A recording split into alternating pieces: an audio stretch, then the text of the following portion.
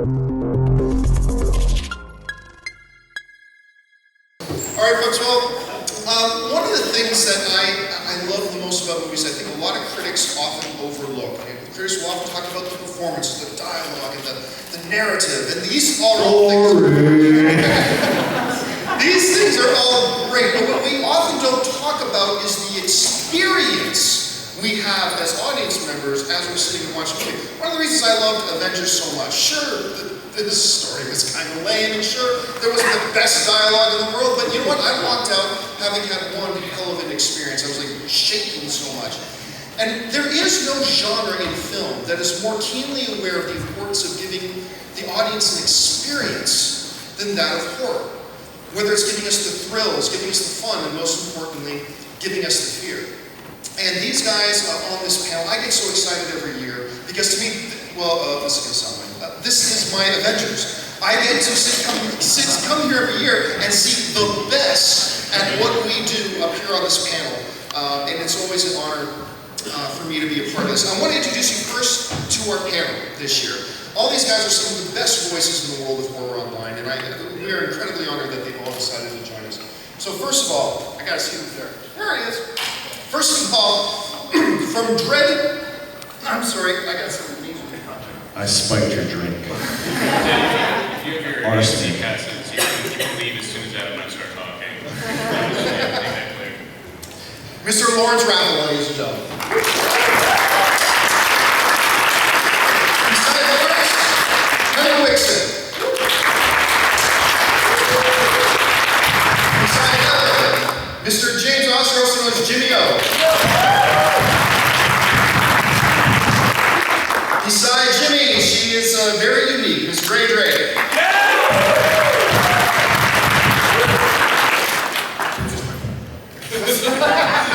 Not yet, you haven't started talking yet.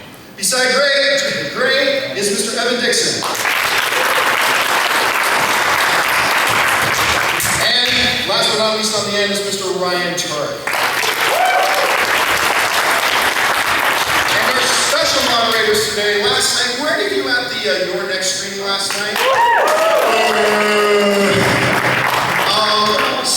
Talking about experience, such a fun time. First of all, Stan is sitting immediately to my left. He is the writer of Your Next, Mr. Simon Barrett.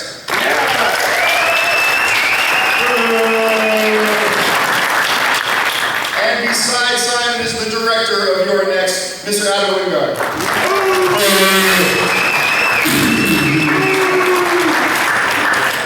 All right, here's how today's going to work, much like every year here at Masters of the Web. I'm going to start off with the first 5 to 10 minutes. I've got a couple questions for these gentlemen, and then we are going to address all of our questions to the panel after that. I know Simon's got a few questions for them, a couple, and then we're going to open it up to questions from the floor for either our special moderators or our panel. So the first question I've got right now is for Adam. And Adam, talking about the experience, right? I've said for a long time that horror and comedy are kind of unique. In comedy, you can do a lot of things wrong in a comedy, but if you make the audience laugh, they'll walk out having been satisfied. But on the other hand, you can do everything right in a comedy but not make them laugh and it's a failure. The same is really true of horror, I find, that you can do a lot of great things, but if you don't give the audience that experience, the thrills, the fun, and the fear, it's not going to work. What was your approach and philosophy in how to bring that type of experience, the thrills, the fun, and the fear, to a film like Your Next? Well, I just watched Event Horizon like over and over again. I don't know. I mean, we were coming off of a really bummer of a movie, A Horrible Way to Die, which is just like people being depressed and people getting killed and being depressed about killing people and stuff. And we toured around a lot with that film, and we just kind of ended up in this this situation where you see it with an audience over and over again, and a movie like that, you just don't get any kind of feedback at all, And so going into the next film, we wanted to do something where, where we felt like, we get that, audience participation, and so we wanted to do something that was kind of aimed sort of at ourselves when we were like 13 to 17, you know what I mean? We wanted to make a movie basically that had the elements of films that we enjoyed when we were younger, and So that was kind of like the starting point. I don't remember what the actual question was, but... You watched the event last time. Simon, for you. I think you just asked how you're doing today. I'm pretty good.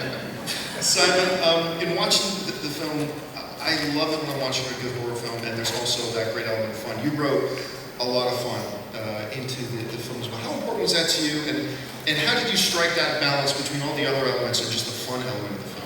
Well, this plays into a question I was planning to ask our panel, which is, you know, I feel like the horror genre kind of goes in trends and waves, and, you know, and definitely in terms of contained horror thrillers.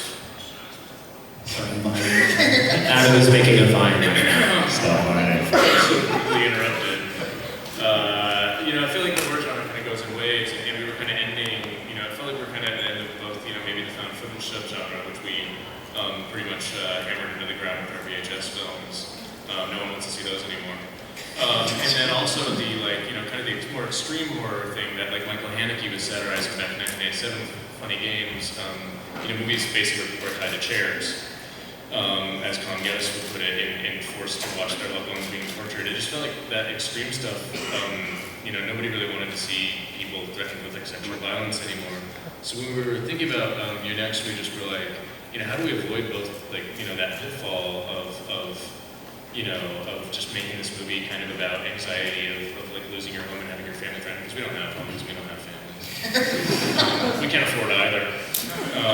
And you know, it's just like kind of, you know, like Adam said, how do we make a film for us? And really the key to that was kind of like, you know, I feel like horror fans know all the cliches, they get it, and they just want to be scared and have fun, and you know, and how did we, you know, and that's just all about kind of trying to find a new tone. You know, we didn't want to pander to people or tell jokes or wink at them, because, you know, that was very like post-Scream, but we also wanted to acknowledge that, you know, like, all right, you know what this film is going to do, you know, how do we surprise you? Hey, I want to point out to you, you guys also worked on another little film that was out this year called The ABCs of Death. Did you guys see? And yeah, one of the other directors of the film, John Schneck, is sitting there.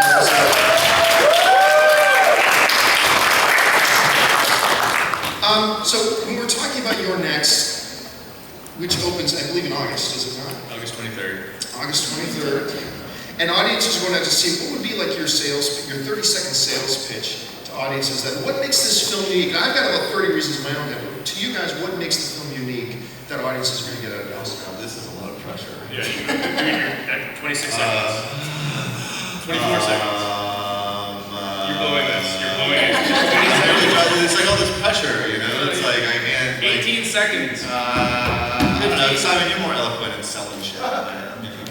It's a horror movie that doesn't completely insult your intelligence. It's true. For those who see 7 seconds left. That didn't get a good response. No. Oh shit. It's. Oh, out of time. All right, we're gonna. I know Simon himself has had some questions prepared that he wants to address to our incredible panel. So Simon, why don't you start things off? Oh, geez. Yeah, I mean, I guess one of the first things I wanted to ask you guys is kind of in this age of social media and the internet, is there any like form of film publicity that you see studios doing that feels irrelevant or outdated to you, or that you as journalists and critics find particularly irritating? No, just as a filmmaker, that's something I've always wondered, because we can tell them to not do that. The answer is most of it.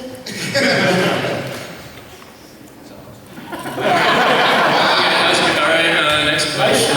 Well, I mean, like, here's the deal, man. You're talking about, like, when you hashtag your next, correct? Like, when we're told that publicists, hey, hashtag this, or hashtag this cool, give me the thing.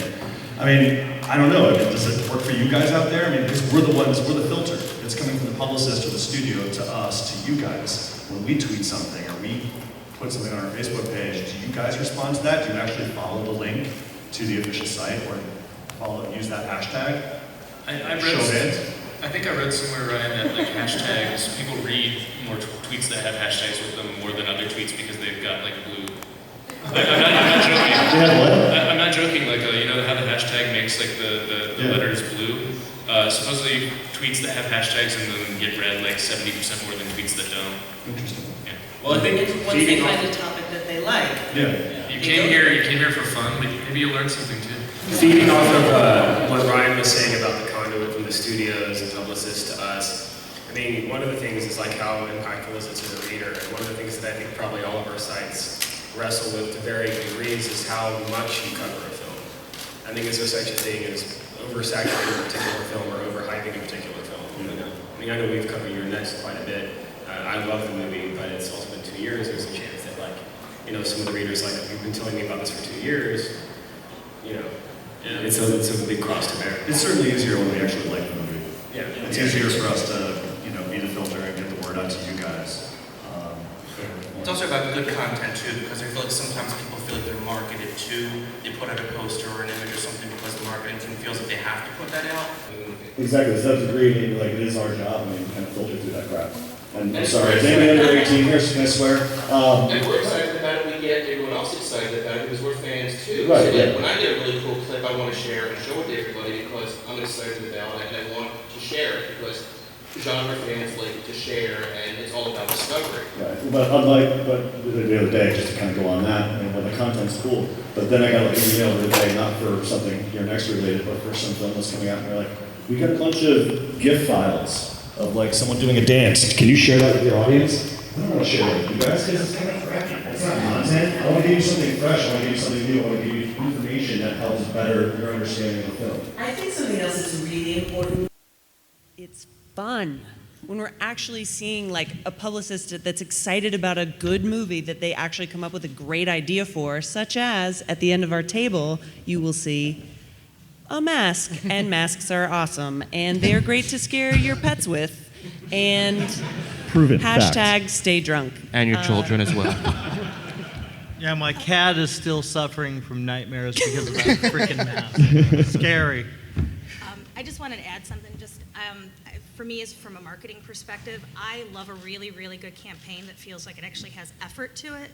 Like when I was, simply a fan, like things like the Saw campaign and like Blair Witch and that kind of stuff. I mean, that had some real ingenuity to it. And I think a lot of times we get kind of bogged down because here's 47 clips from the same movie and here's 150 stills. And I feel like that's not really marketing. That's just kind of like giving away a lot of your movie. And I think fans kind of want something that's different, something that's fun, like they were mentioning. And I think, Your Next is one of the few campaigns this year that's actually nailed it. Lawrence, let me ask you a question quick. Simon was talking earlier about how there are trends in films, whether it's the found footage trend, whatever. What are some of the either bigger or smaller trends you see in the horror genre today that actually excites you, that you think is something that's really cool? Well, I mean, from a fan's perspective, I get excited about James Wan's ghost movies. I think are really good. The Conjuring and Insidious. I think he's really nailed it. It's like you can make a scary PG-13 movie or a scary R movie without a lot of special effects and computer effects and good characters, good story, good scares. I mean, it really just boils down to good story and good characters. You can't just start with the concept of what, the horror element's going to be. You have to have all of the other things that make a really good movie great, and it's like that with any genre. And I think a lot of times we forget about that.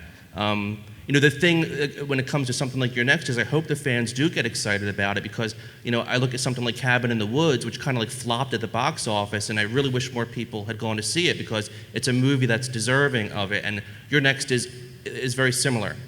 And I'm not just saying that because I'm on this panel. I mean, I saw it 2 years ago at Fantastic Fest, just when Lionsgate had bought the rights, and they had several midnight screenings of it, and they canceled all of them except for one, and it became the ticket to get. And I'm glad that I was able to see it back then because it was a great screening. Everybody loved it. And it's like, if you have good story, good characters, I don't really think it matters what the other actual horror elements are. But from, like a gore and blood perspective, horror movies serve different purposes. Sometimes you want a stupid, silly horror movie. We're adventurous film goers, and sometimes we want something that's just dumb time waster. Sometimes we want a really good, a good movie. And I think that horror in particular is one of the genres that really sort of caters to that. Well, nobody really wants to see a dumb comedy. To ride that, I mean, like story, characters, but also what's going to play on your fears. Simon brought up anxiety. Yeah. What are the films now that are playing on certain modern contemporary anxieties? What's getting under people's skin? Home invasion of privacy, technological terror, although we haven't seen that kind of play out, except for maybe like the found footage films. And I don't think found footage is exactly dead yet. I mean, and I don't think Oh, VHS far from series. it. No, it's No, not I don't going think anywhere. VHS is necessarily killing it either. I mean, I think that you guys are doing great jobs with that stuff. But yeah, in terms of fads, I mean, we're all over the map today. I mean, there's not one specific, subgenre or genre that's reigning. We're seeing found footage. We're seeing supernatural films like The Conjuring doing well. It's going to do really well. I think it's great. Well, I think that the big takeaway is just make good movies. I think so many of them are reverse engineered genre backwards. So many people are saying, okay, well, I'm looking for a found footage movie, or I'm looking for a home invasion movie, or I'm looking for whatever, a supernatural movie like The Conjuring. And those movies fail because the audience recognizes that. They smell it. It's just good as good, honestly. I mean, like people say support indie horror or whatever, and it's just sort of like, I just want to, I'm not the first one to say this, but just support good horror. It doesn't matter who's behind it. It all starts in the same place. Yeah. We keep bringing up The Conjuring, and the thing that it has in common with your next is that right away I cared. Yeah. Right away. And so when the S hits the F, I can say fan. We have little signs here saying, Signs that say no swearing. it says, please be aware that many members of your audience. Who here is under 18? I don't know how they knew that I was going to try to Yeah. teach this audience. She's sleeping during She's the sleeping it panel. off. What are you scared of? Swearing. So don't worry, I won't say fan again. But I cared. So when everything went wrong, I was into it and I was invested. And I don't even know how long the movie was because it felt like a flash to me. And that's what these have in common. They're fun, they're effective, and they started in the right place, which was some people actually sat down and wrote something that I cared about. What I'm excited about, though, is that we're seeing guys like Adam and Simon kind of coming up. They're, I consider them renegade filmmakers, guys who are pushing boundaries and bringing a new voice to the genre. And now we're seeing them kind of go from independent filmmaking to, kind of mainstream filmmaking. I'm really excited to see what they're going to bring to the table. Guys like James Wan. I mean, James Wan started with Saw. Yeah. And now he's doing stuff like The Conjuring and Insidious. And these movies are making tons of money, but he's bringing his cool voice to that. Now So- he's doing stuff like Fast 7. And now Fast 7. Yeah. Adam's going to do Fast 8. Can't No, wait. Adam's doing Prometheus too. Well, Scoop. I think we're in an age where we realize we're all flawed, and the thing about this What? film, except for you, these characters feel flawed, and they're very real because we're all, excuse me, in some way. I gotta be the one to say that, and have kids. it's relatable. And we all have the family that like.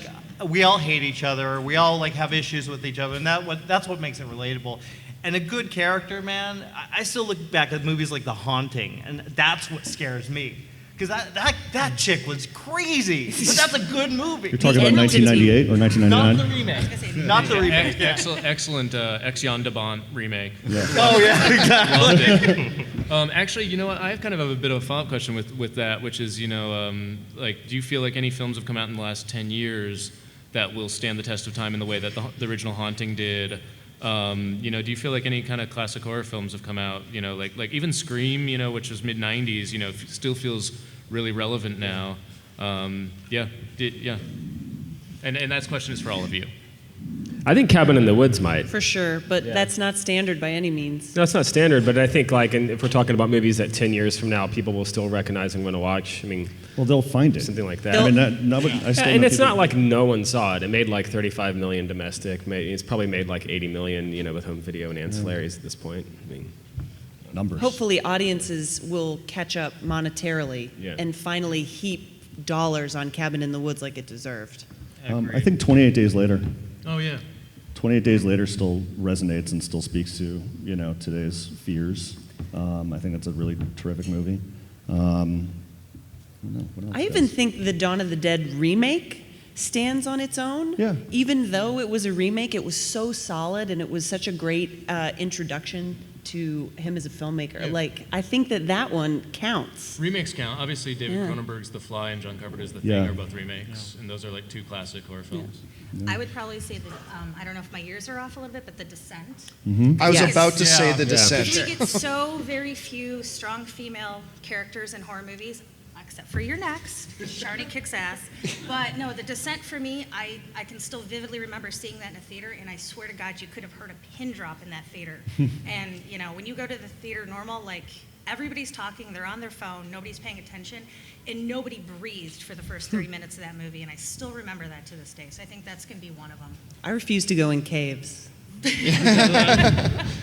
Evan, let me, we brought up Cabin in the Woods, and talking to the filmmakers there, including Whedon, he brought up once, you have to be very aware, he said, when you start to broach the topic of horror, because he said, horror audiences are a different breed. What is it that you think is unique about horror fans from, say, standard movie-going fans? They're loyal, passionate. And Absolutely. they consume so much. And they're cinephiles. Like, horror fans aren't just about horror movies. Horror fans are the ones that go to film festivals. They're adventurous film goers. They want to see everything. They want films to be dangerous and to be different. And you don't always see that go the other way. A lot of people who don't like horror films aren't always as adventurous. Yeah, because they like the familiar. And we're often pigeonholed. Like, people will say to me, oh, like, what movie did you see this weekend? And it's like, oh, I went with my wife to see The Heat. And they're like, you saw that movie? Like, that's not The Exorcist. Why would you see that movie? It's like they think it's weird that we see other movies, but it's really the other way around. We're the ones who love cinema, all kinds of cinema. And it's the other side that isn't as adventurous with cinema. I remember someone getting mad at me for, they asked me what my favorite movies of 2011 were, and I accidentally, it was a horror event, and I was like, oh, Young Adult and The Descendants, and they were pretty pissed off. But, Now, we were asking about what were some of the trends that you like seeing, but when you're looking at the studios, filmmakers like Adam and Simon, what do you think are some of the unique challenges, or some of the biggest challenges right now facing horror as a genre and horror filmmakers? Well, the middle class of film is pretty much disappearing. So, you have to either, seemingly now, you have to either operate on a micro budget level, which has sort of been misdefined recently. I think that micro budget is way lower than $3 million. Some people call it $3 million. But, it feels like there's not a lot of like $15 million horror movies getting made. The Conjuring may be the only one that I can think of off the top of my head right now. Yeah. So, I think that like tailoring it for a very specific budget and tailoring it, I think that's a huge hurdle. And I honestly think that, the audience's engagement with it and keeping fans engaged to the point where they feel like purchasing stuff when they have non-lingual means of watching the film, that's another hurdle as well. I just wish that studios more often would treat horror fans with respect. And I think we get crapped on a lot because, well, yeah, we'll go see if it has a pair of tits and some gore. I think most of you are smarter than that. And I know that I think we want to see good movies. We don't want to see just crap thrown together. And that's very frustrating for me as an audience. And I don't know, how about you guys? We want good movies. We want good horror. And it's very frustrating. But again, The Conjuring is a nice surprise. It's critically acclaimed, and I hope you guys see it. But that's not to say that I don't want to go into a movie and see gore and tits. Well, yeah. Sometimes I want to go specifically to go see that movie. Don't take it away. It helps to have a good character. I go see a movie like Shark Night, Shark Night 3D. I expect a couple things. Well, yeah. Or Creature, for that and matter. And it delivered. Sharknado! I got to tell you, rocks. I took the shuttle to the convention center today, and there was a kid on the shuttle dressed as Sharknado. No. It was one of the craziest things. It was like a bed mattress he wrapped around himself, carved it out to look like a shark, and put wind twisties on it. It was crazy. I'm just going to put it out there that I think that the sequel to Sharknado should be Hurricangaroos. Guys, no. You're welcome. I like it. All right, listen, we got to we're now at the most important part of this panel, which is you guys. So if you guys have any questions at all for either the panel or our moderators at all, talking about Your Next or the state of horror, or anything at all, now's your time. Just raise up your hand and let's see what we got. Right over here, sir. One of the reasons I love horror is it has really big genre of fans, indie horror, that I know they'll always support it. I know mainstream, I know everyone's always complaining about remake.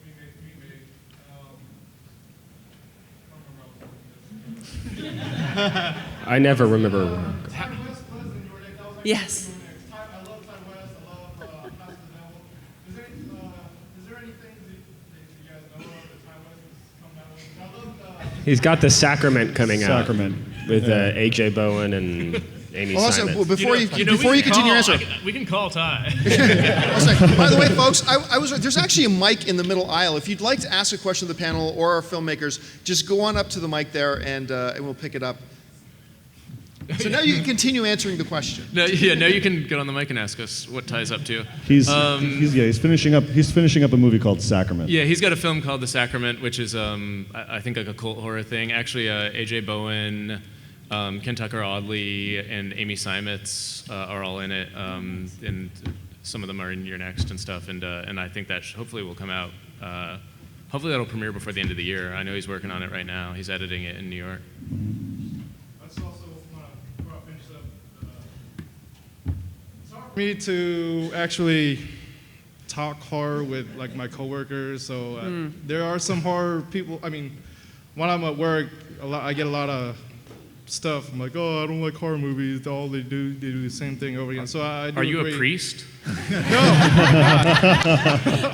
I work with a lot of IT nerds. I actually work in Afghanistan, so I pick up movies here and there, and every day I'm always on Dread Central, like every day. So, and FearNet, and so. Thank you. You're welcome. Maybe try enunciating and so they don't think you're saying whores. Yeah. That could be the problem. Sometimes. Big mix-up. We have that Common mistake. Never change. No, that's all right. Well, first of all, a horror movie from the last 10 years that'll stand the test of time, A Tale of Two Sisters from South Korea. Nice. Yeah, Nice. Kim Ji-woon, yeah. As webmasters, what do you do when somebody is asking you to promote something that's just absolute crap? I've done DVD reviews online, and we used to get like the cheapest companies sending us promotional stuff and asking us to review it. And you want to be positive, but you can't. What do you do in those situations? You have to be honest. Yeah. Write a bad that's review. What the fan base wants. The fan base wants honesty. I mean, you can't sugarcoat anything, and that goes for both indie and mainstream horror films. And one of the things I generally do when I email them back is, I try not to be rude about it. I just tell them, I don't think this is ready for a lot of people to see, and I think that you might not get the reaction you're expecting if people, see it. The one thing I encounter, and you guys might too, is that we get a lot of requests from indie filmmakers who want us to review their film. We review their film, and once that maybe because our scale is like 1 to 10, when we score it like anything less than 5, then we get this angry email going, how dare you, why do you hate my film, now it's not going to get distribution. Guys, don't send it to us for a review. If you don't want people seeing our honest review for it, don't send it to us if you don't have distribution yet. I would probably wait until you have distribution and then send it out. And there's also so many stories you can write in a day, just about anything. I mean, you get so many emails about stuff. Some of them I'll be honest, I don't even reply to all of them just because I don't have the time. Some of them usually take 2 or 3 emails for me to even register what it is. There's so much noise to filter through because lowered means of production mean that anyone can basically make a movie. And a lot of them I'm sure are very good, and it's just really hard to make that pop out. I was just going to add, every March I do something on Dread called Indie Horror Month, and it's 30 days of independent movies, and I do that on top of all my other stuff. And probably I start doing stuff in December or January, and I probably get about 200 filmmakers total that contact me. And that's the hardest part for me, is trying to figure out who do I give coverage to and who do I don't, and it's really hard. And I always just tell people, if you're an independent filmmaker and you're trying to reach out to an outlet to get some kind of support, first of all, make sure you spell check your emails. I know that sounds really, really silly, but you know what? That's your first foot forward towards us. And if you can present yourself in a really thoughtful and intelligent way, that's going to be a far better way of getting our attention than if you send us an email that looks like, a 5-year-old typed it out to 50 people. And don't follow up a half hour after you send the first email. And don't tweet and then Facebook us at the same time. Yeah. Yeah, and the other thing is don't, I hate to say this, but don't harass people on Twitter. I know that sounds really silly, but I see a lot of people who are like, cover my movie, and there's proper channels to do it. And, if people tweet me and they're like, oh, can you retweet my Kickstarter? I'll do that, but I'm not going to engage in a full conversation on Twitter. It's just too tough. Although there was one time where I think Simon was involved in this. Someone was tweeting at us that movie about milking humans. Yes. Yeah. that wound up. Yeah, yes, my sarcasm backfires all the time. As you may or may not imagine, this guy was like, like it's a human milk farm. Women are tied up and milked, and I was like, oh my god. Like people send me like links to stuff all the time, but this I'm actually going to retweet.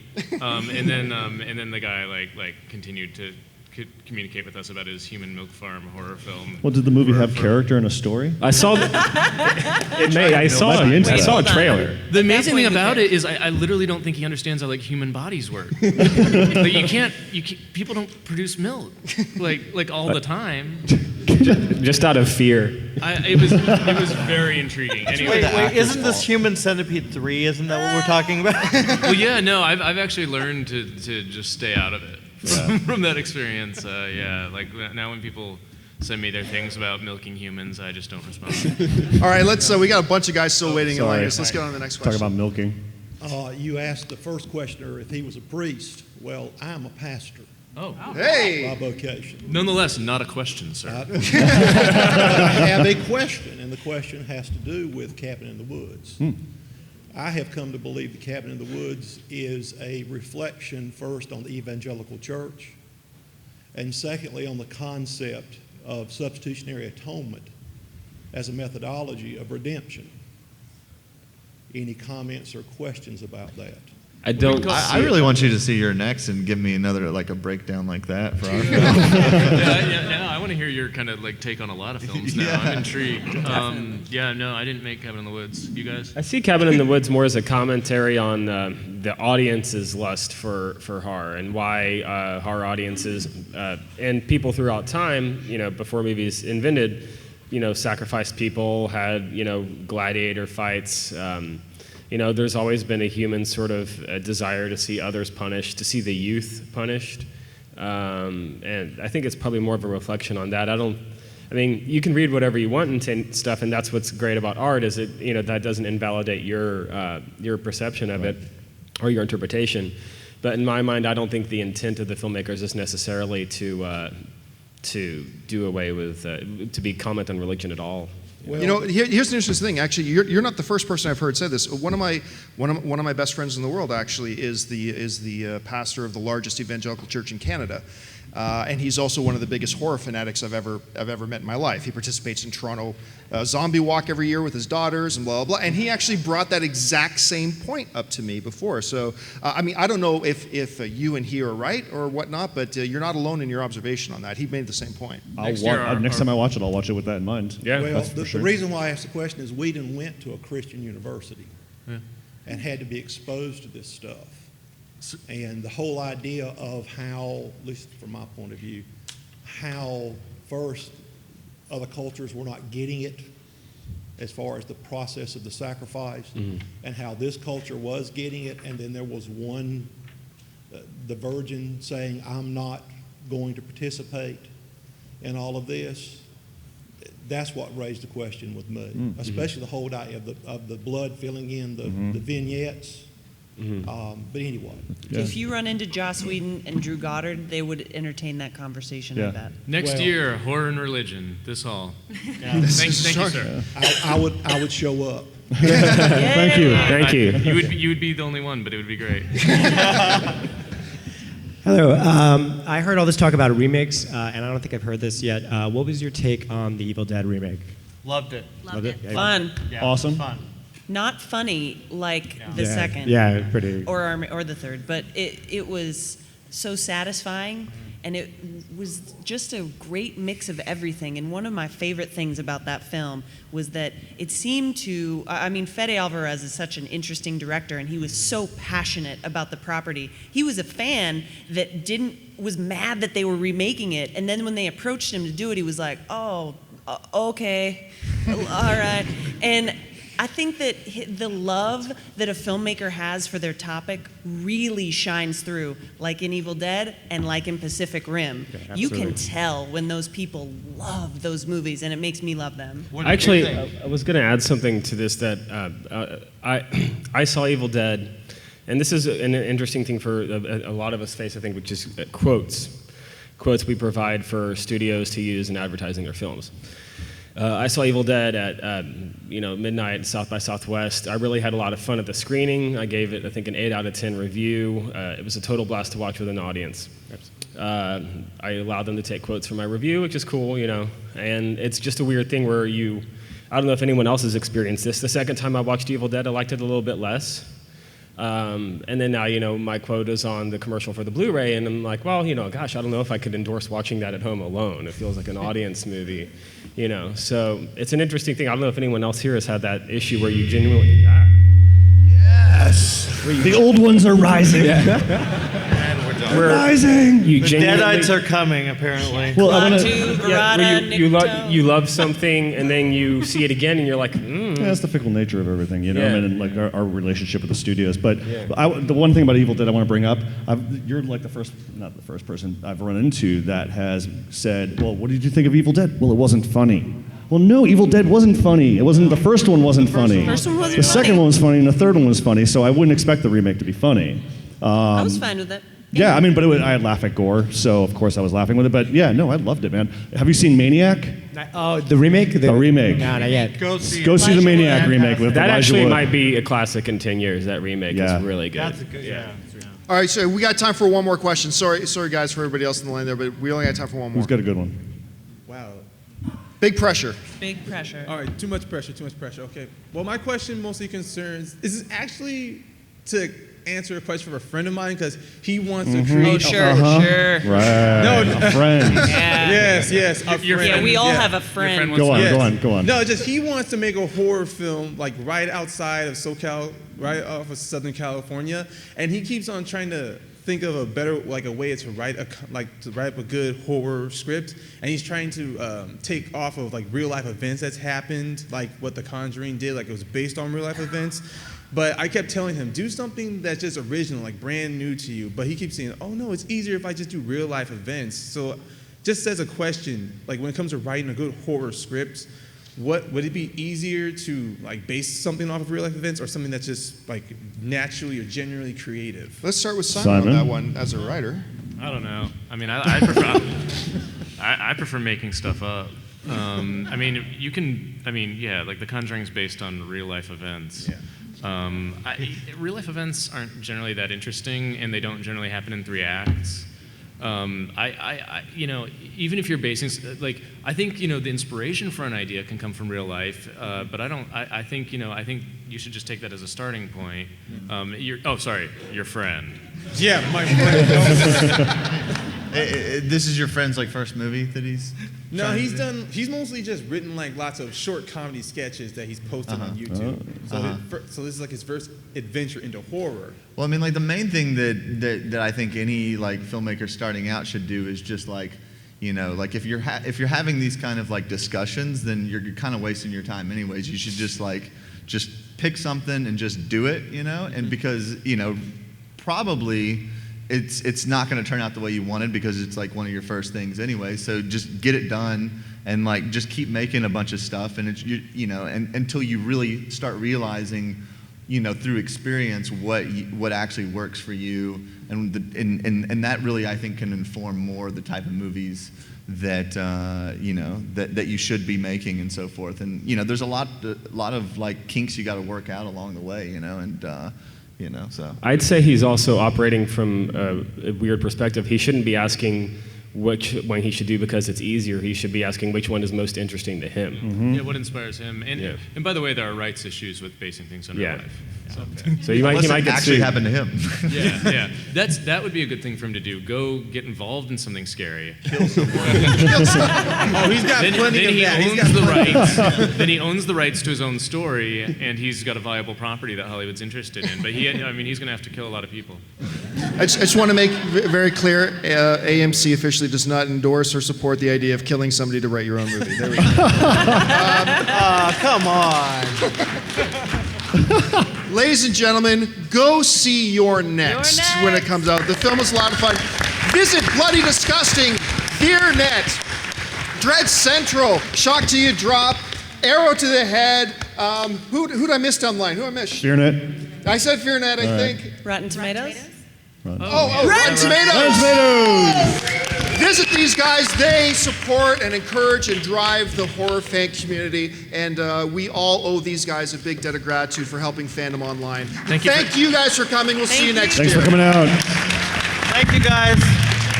If you like this video, be sure to give it a thumbs up, and don't forget to subscribe to AMC Movie News on YouTube. It's free and a great way to stay updated with all the latest movie news, and check out our daily show, AMC Movie Talk. Also, don't forget to check us out on Facebook and Twitter to stay in the loop for our special prizes, giveaways, and contests.